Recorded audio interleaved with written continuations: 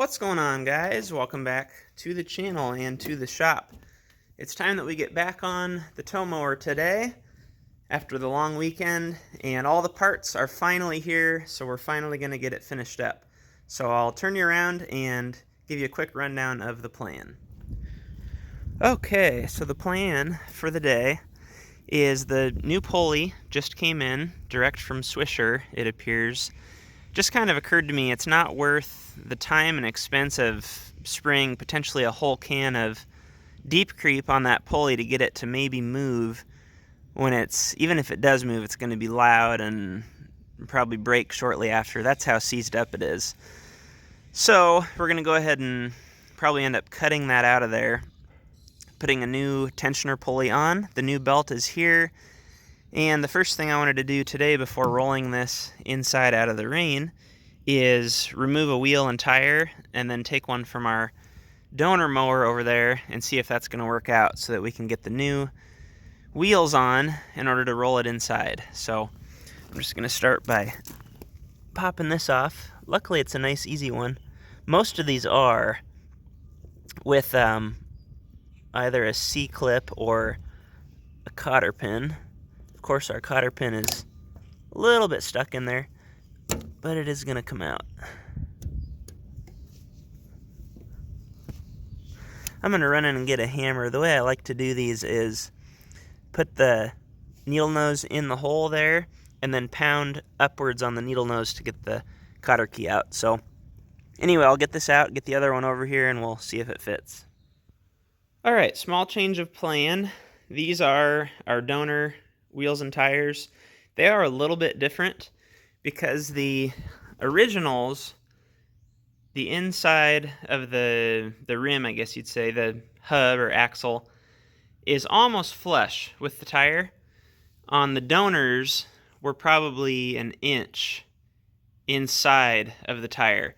And so, yes, I could space it out. I think it's the same size axle. One problem is one of these is missing its outside bushing, and I don't have one. The other thing is I like that the originals are ball bearings and they're greasable. These have these little plastic greasers that sometimes work, sometimes don't.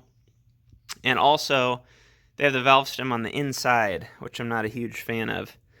So I think I am going to stick with the original rims. They're a little bit more robust and they're set up for the way that I like them. So we'll let the air out of these and get the tires swapped over.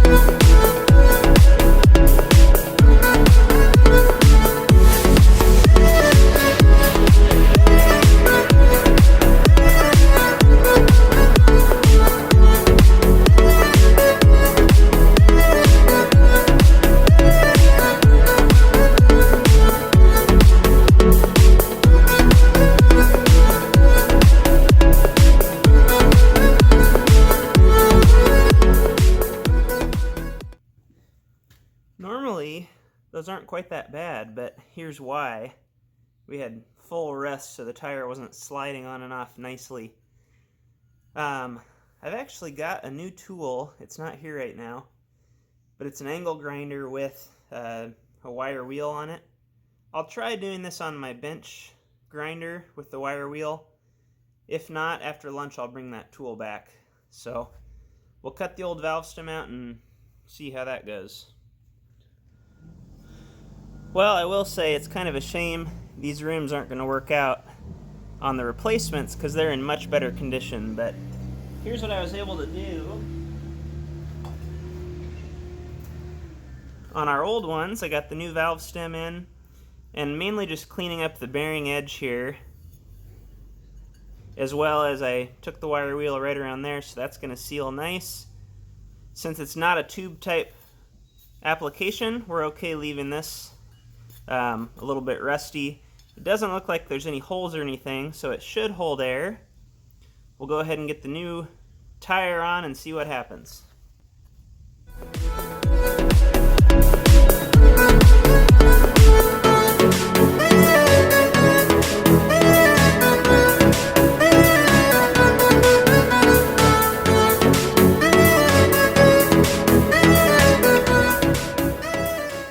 Well, the bead's being stubborn, so you guys are gonna get to see the homemade bead blaster in action once again.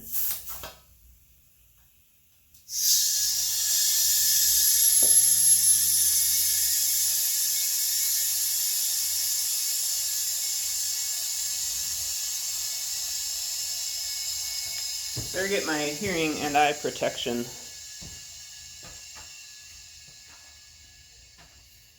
This thing is pretty serious.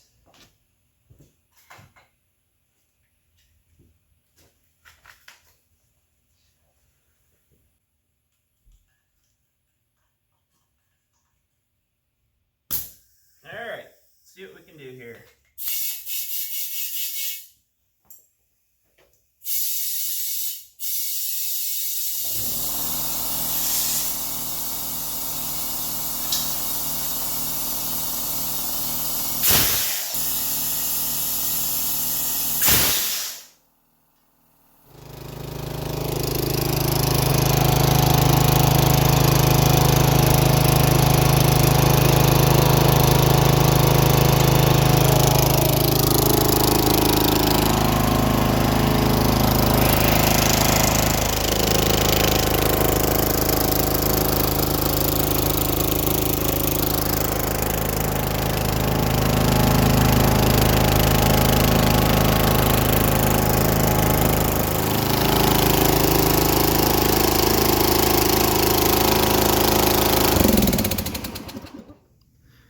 Here's our new tensioner pulley to replace that guy right there.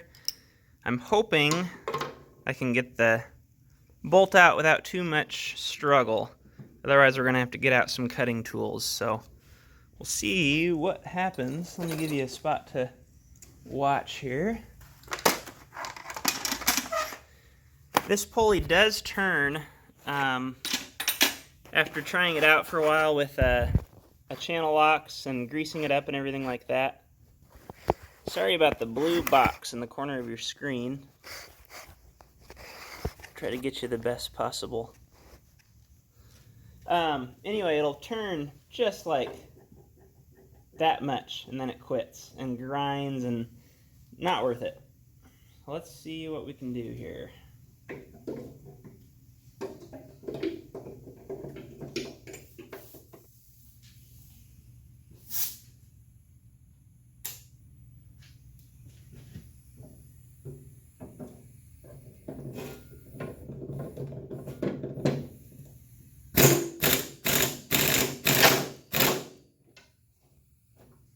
Well, moved quite a bit.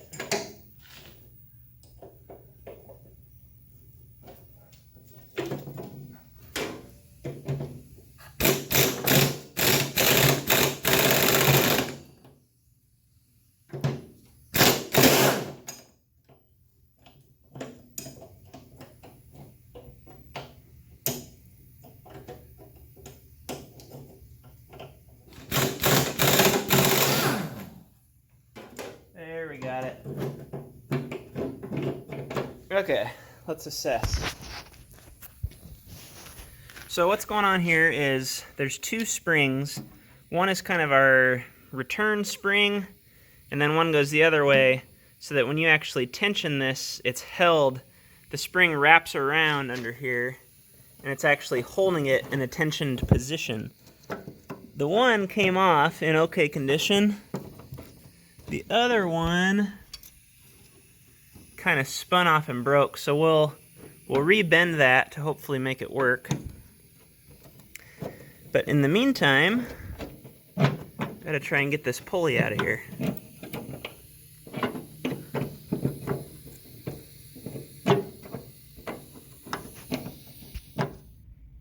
Well, that was a little bit of a chore, but I think I've got it. So I had to modify our tensioner spring, which comes from over here.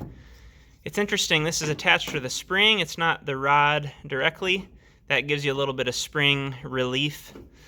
And the other end of this spring, this had broken off, so I just had to take 2 more wraps of the spring and bend them out at a 90 in order to hook onto the bottom of this bolt.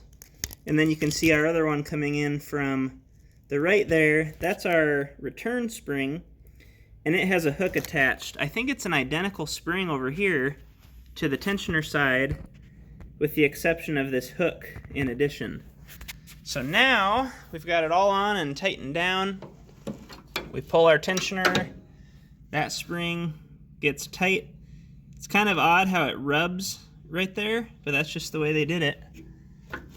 And then when we loosen it, it loosens. And also our brakes come off of the blade when you put the tensioner on. I'll show you that. See that? So we're good to go. I think one other thing I'll do before putting the engine on and mounting it is tip this upside down and take the blades off so we can sharpen the blades. Here's where we're at the moment. I'm getting ready to put the new pulley on the new engine. So I just wanted to take a measurement here from the bottom plate of our old engine to about the center of the pulley is 2.5 inches. So we're going to try and replicate that in here. And I want to hurry up. I don't want to leave this tipping back on its back for too long. We're losing gas. So 2.5 inches down.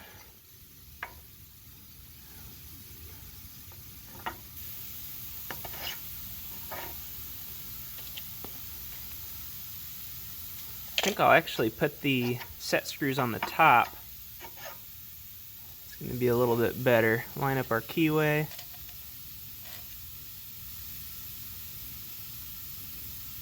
That should be... well, we can go up just a touch.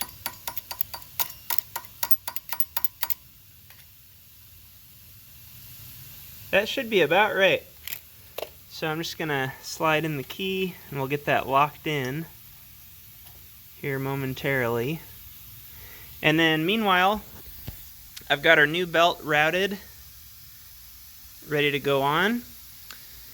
So once we get the pulley locked in place, we're going to go ahead and put the engine on and get it mounted up. And then we can move on to electrical. So I hate to say it, but I think we need to move on to another video. This one's getting a little bit long, and I'm trying to keep them a reasonable length. So I'm going to end it there for now. Thanks again so much for watching to this point. Got a lot done today, and I'm confident that our next video will be using this thing. I'll do a little bit of work on electrical to make sure we can finish that in the next video and take it out for a test run. So I'm looking forward to that. Make sure to like and subscribe. We'll see you on the next one.